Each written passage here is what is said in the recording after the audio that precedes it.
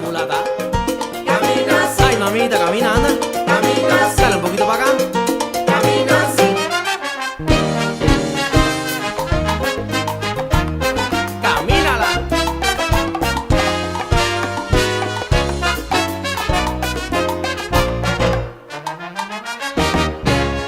La vecinita del frente buenamente se ha fijado cómo camina la... Hey, welcome to the Dave Price Show. You know what? I'm honored today to have someone that is an idol of mine since I was a child. I can tell you all the accolades, but I'd be here for another episode, so I won't. I'm just going to get right to the chase. Welcome, Mr. Jim Peterik. Hey, welcome to the show. Thanks for having me on your show, Dave. It's a pleasure. You know, the pleasure is totally mine. As I said in the opening, you know, I've listened to you from God. Since your childhood. Yeah, and I'm still a kid. I know. How does that happen? Yeah. You're aging me. You know that. I'm blanking. Well, no, because I'm up there. I'm 56. Okay, well, I'm So you're 67. I thought you were younger than me. Seriously? Yeah. Oh my God. I'm going to be 68 in November 11th. Yeah. Scorpio birthday. Oh, okay. But wow. yeah, I'm still having a blast. Hey, I guess that's what keeps you young. Totally. You know, Music. doing what you do. God, I mean, it's. I was telling people that I was going to interview you, and they're like, "Dude, what are you going to say? What are you going to ask?" And you know, everyone that I've ever met that have ever met you like on a spur of a moment, Mm-hmm. Steve Mars. Steve, I'm giving you a plug. He plays the guitar. He's in a band too. But he goes, "Yeah, I got off an airplane once, you know, off a trip, and I bumped into this guy by mistake." And I'm like, "Excuse me." He goes, "Wow, man, it's Jim Peterik." And you guys talked for a few minutes because you were busy and he had to go too. But he goes, he was so cool to talk to. You know? I love people, and as soon as I'll tell you, if it wasn't for the people, I wouldn't be here. I love the fans. I love people that appreciate what we do as musicians, as songwriters. The sound of one hand clapping is very soft. We need two. I never thought about it that way, you know, as an actor side of things. But no, I've heard it from other people, and as soon as I just pulled in and you greeted us. Yeah, well, it was raining, and I didn't want you going through that. You know? But I mean, you seem like a very down-to-earth person. You never left where you came from. Well, that's true. I'm a Berwyn guy. All the Ides of March are from Berwyn. We live in about a 4-block radius. We've known each other since Cub Scouts. Wow. You know, and we're going to celebrate 55 years of being together as a band next year. 55 years, and all the stories and all the shared history and the jokes. And, you know, you can say one word and that guy will start telling the story. You know, it's all these code words, you know. And see, now you could be a talk show guy, because that was the first question I was going to bring up. Okay. You know, as a young child. Well, actually, let me start from the very beginning. Okay. At what point or what age did you find yourself loving music? Wow. Well, I was fortunate. I had two older sisters that were 10 years and 12 years older than me. So when I was 4 years old, they started bringing home these great little 45s with a big hole in the middle. Gotcha. People like Elvis Presley, Johnny Cash, the Everly Brothers. Okay. And they'd be blasting them through the house on their little 45 player that dropped down the 45s. And I would just be dancing and cutting up, and there was something in that just fascinated me. So then Elvis Presley comes on Ed Sullivan. I was 5 years old. They show him from the waist up. Okay, censorship. Censorship. And all I knew is I was mesmerized. He was doing, "Since my baby left me, I find a new place to dwell." You know, and I'm going, I want to do that. Really? And I mean, I didn't know it at the time. I just knew I could not take my eyes off the screen. And of course, flash forward another 10 years, and when the Beatles hit Ed Sullivan, it was the same thing. Gotcha. And it happened to be the first rehearsal that the Ides of March had. Of course, we were called the Shondells in those days. I remember the first concert you guys played at with the sweaters and stuff. Oh yeah, I heard a story. The red sweaters. We were at Piper Grade School. We won the contest, and but we were called the Shondells. And then just before the release of our first album, the first record, we heard on WLS, "Stick Behind You," new from Tommy James and the Shondells, "Hanky Panky," and we go, "Oh boy, wow, we got to change that name." Yeah. So we're all in high school reading Julius Caesar, right? Okay. And we read, "Beware the Ides of March," and Bob Bergen says, "That's our new name." Wow. And that's how we got our name. See, now I know. I never even knew that. Now, and it's a way better name than the Shondells, in my humble opinion. Wow. And you guys all live within a specific area in Berwyn, right? Yeah, it's crazy. I was on Oak Park Avenue. Bob was on Clinton. Larry was in the Ritzy house on Riverside Drive. And he still has that house. Wow. That's where we used to rehearse. We still go down there and relive old times. I want to ask a question. I guess there's no answer to it because everyone has a different formula to it. How did you cross over from just being like a garage bunch of kids and getting together trying to play music to actually being on WLS with Larry Lujak and, little snot-nosed Tommy back in the day, You remember all that? Yeah. Well, I always say there's 2 phone calls in my life that changed my life. And I'll tell you what the second one is later. Okay. But the first one, Larry Millis's mom was a real go-getter and a real believer in Larry and the Ides of March. And all of a sudden, Larry says one day, we have an appointment to see Dutch Winslow at Mercury Records downtown. Wow. And we said, how in the world did we get that? And he goes, well, my mother looked in the phone book, looked at Mercury Records, and said, I've got my son, it's a great band, and got us an appointment. I mean, in those days, a record company was high and mighty. You dreamed of that. Exactly. Yeah. And Monday morning, my dad drove us in his 57 Chrysler down to the Stone Container Building. And we had our little 45 that we pressed up with our own money. We used to do sock hops after basketball games in Morton West. And we had a song called Like It or Lump It. Like It or Lump It. Like It or Lump It. I'll do a few bars of it. We were very influenced by the Kinks, the Zombies, the Beatles, of course. Okay. So we go into the studio and we cut this one. And girl, I'm telling you, for the very last time, you better not have another guy on your mind. You've been causing me so much misery and sorrow. But will you feel the same tomorrow? Let me tell you now, like it or lump it, like it or lump it, like it or lump it, that's how it's gonna be. Like it, lump it,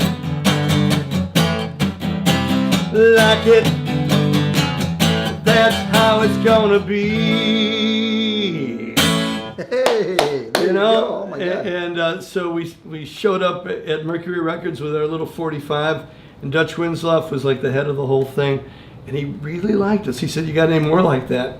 And we lied, and we said, oh, we got 10 tons of them. Yeah. He came over to my house about 2 weeks later, and we pulled an all-nighter on November 11th. It was my birthday. And that night we wrote You Wouldn't Listen, which became our first hit record Oh, wow. on Parrot. Yeah. See, so, I mean, you guys were still in high school at that time. I was 14. Oh, Yeah. my God. And we were just sophomores, freshmen, and suddenly, like, we're on a train in the summer of '66, going down south to play with the Allman Brothers, who were then called the Allman Joys. The Almond Joys. Yeah, and Wow. and touring, and our parents trusted us enough to go without chaperones. I won't ask the questions about that. I mean, we'll talk privately. off Yeah, camera. well, actually, we were pretty trustworthy, I gotta That's say. good. Well, you were so young. We're I mean, so young, and You we grew up fast in some sense. Yeah, in a way we did, and we were never, and it sounds corny now, but we were never, we didn't want to do that, drugs and booze and girls. I mean, girls, sure, but Yeah. it wasn't the same thing as Yeah. living that rock and roll dream, and it's probably why I'm still here, Well, a good life. I mean, you stay active. Especially you. Oh, Stay yeah. active. Oh, I've yeah. just been researching things you do, and it's like constant. It really is, You know? and my voice is my instrument, and you can't mess it up too much, or you're going to get on stage and go, like it or lump it. Yeah, you can't do karaoke nights before. a gig or I know. something, I've done karaoke nights, by the way. Oh well, let me know because Yeah. we'll hook up and Yeah, and You I know. didn't always win. That's the. I'm doing vehicle and I didn't win. No, I'm Wait, this kidding. guy kind of sucks at Yeah, vehicle. what's Why this is he- guy? What is this Man, guy? get Dave back up here. I heard you do vehicle. Yeah, I love vehicle. I That was love it. that was one of the songs that I started singing when I did karaoke. I was in choir since I was 5 years old. Cool. You know, and then when college hit, I played professional soccer in Chicago. Okay. Got a scholarship, went full ride, 2 seasons at Lewis University. But long story short, I got back into it as years went on. Yeah.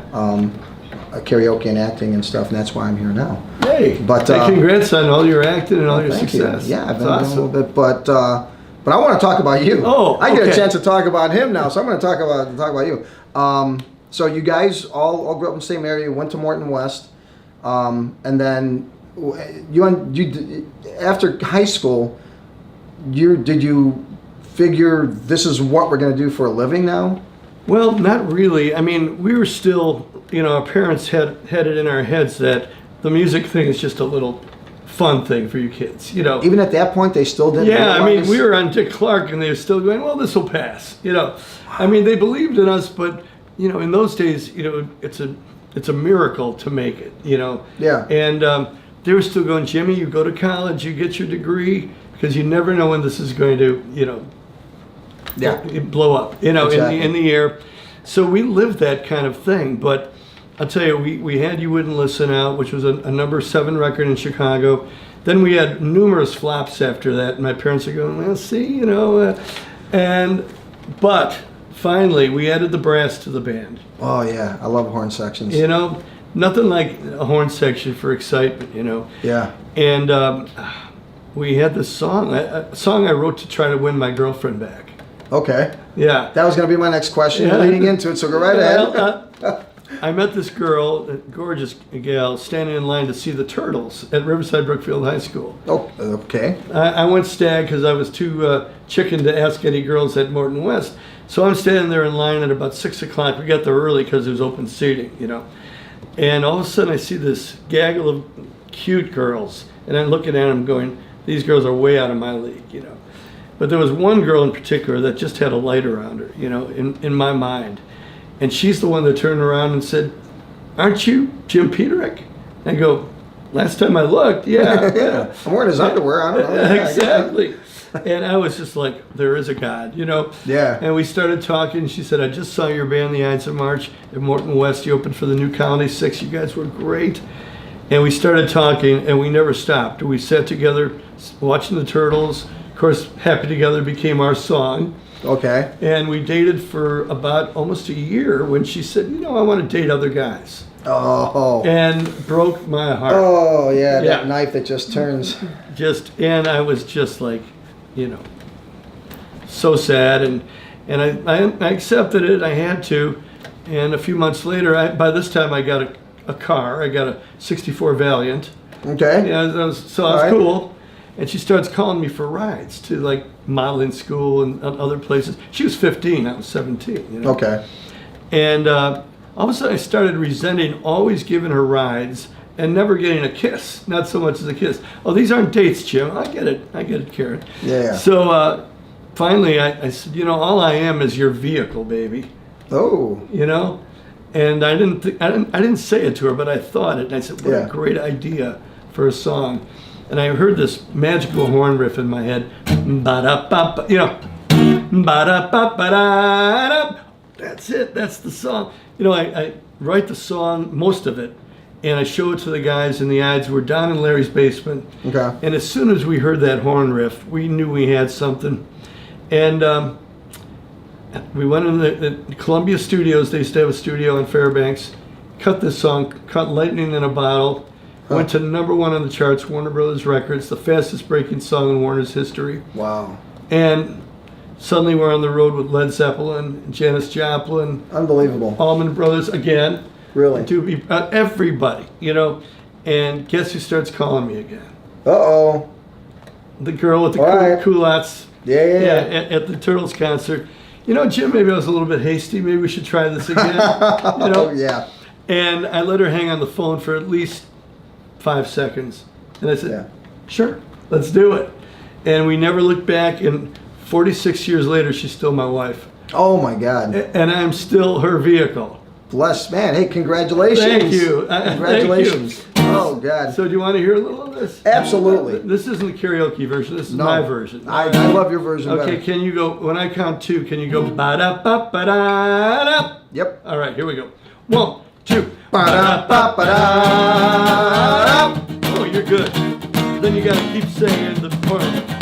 Ba-ba-da-ba-ba-da. Ba-ba-da-ba-ba-da.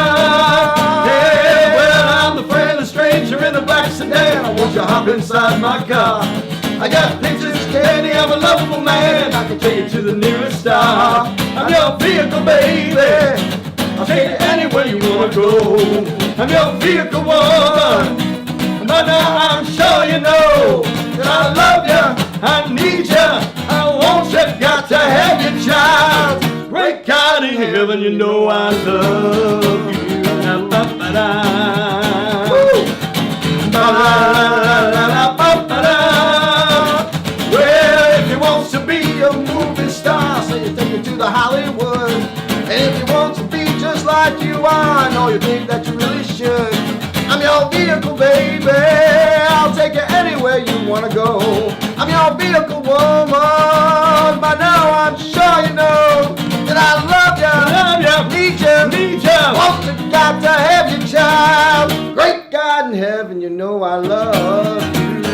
And I'm your vehicle, baby.